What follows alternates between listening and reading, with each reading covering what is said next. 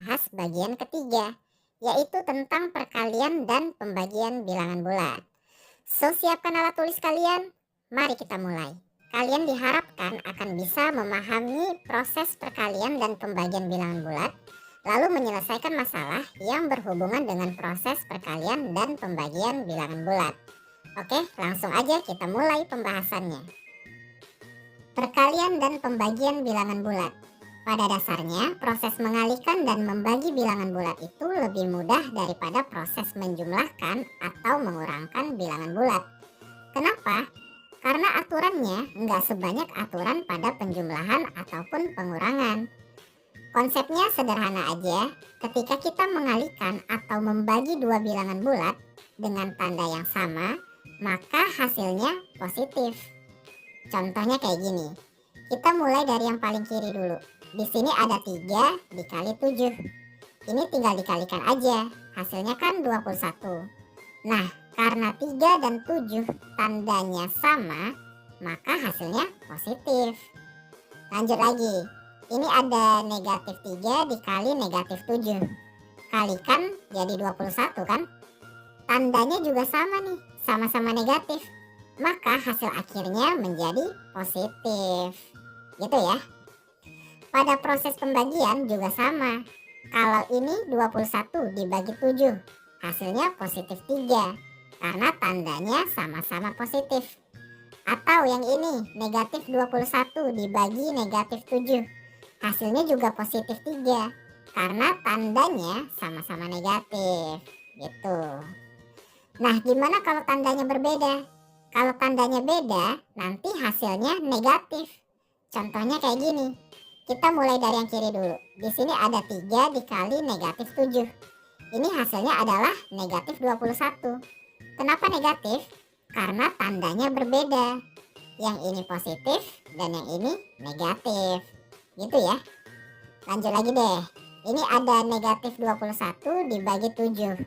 Ini hasilnya adalah negatif 3. Kenapa negatif? Karena tandanya berbeda juga. Yang ini negatif dan yang ini positif. Bisa dipahami kan? Sifat-sifat perkalian bilangan bulat. Oke guys, ini ada sifat khusus yang dimiliki oleh perkalian bilangan bulat.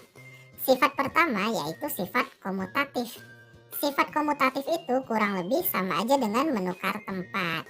Jadi kalau ada A kali B, ini sama aja dengan B kali A. Contohnya, 2 kali 5, hasilnya akan sama aja dengan 5 kali 2 kan, yaitu 10. Next, sifat kedua, namanya sifat asosiatif. Sifat asosiatif ini maksudnya mengelompokkan.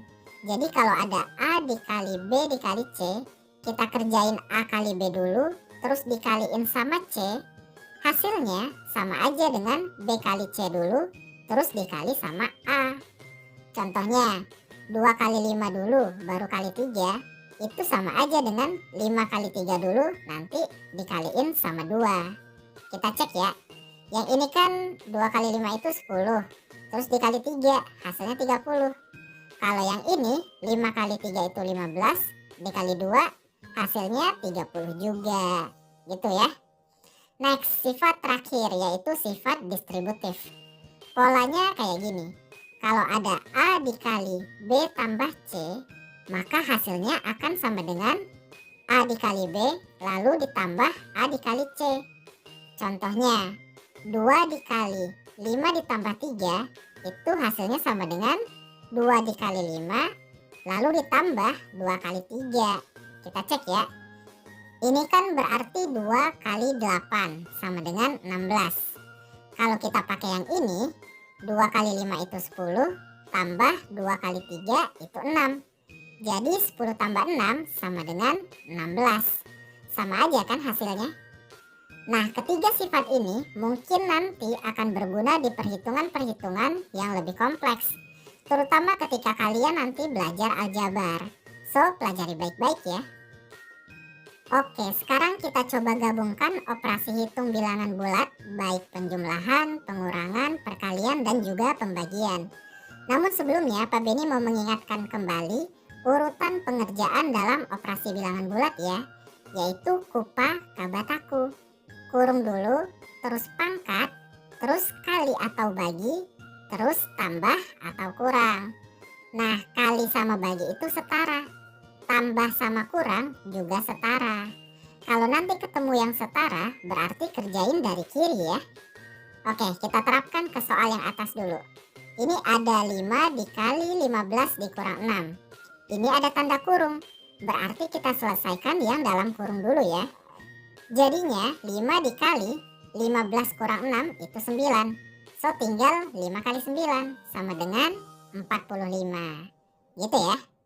Next, 12 dikali negatif 7 tambah negatif 16 dibagi negatif 2 sama dengan titik, titik, titik. Nah, untuk yang ini kita perhatikan tanda kurungnya dulu. Di sini fungsi kurungnya cuma untuk memisahkan bilangan negatif. Beda sama soal yang tadi. Kalau yang tadi di dalam kurungnya ada proses perhitungan. So, kurung yang ini bisa diabaikan aja.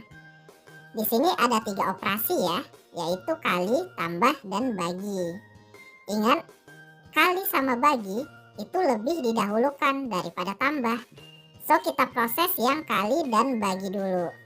Yang ini 12 dikali negatif 7, berarti negatif 84. Ditambah yang ini negatif 16 dibagi negatif 2, hasilnya adalah 8. So, kita tinggal jumlahkan negatif 84 ditambah 8. Hasilnya adalah negatif 76. Gitu ya, semoga bisa dipahami.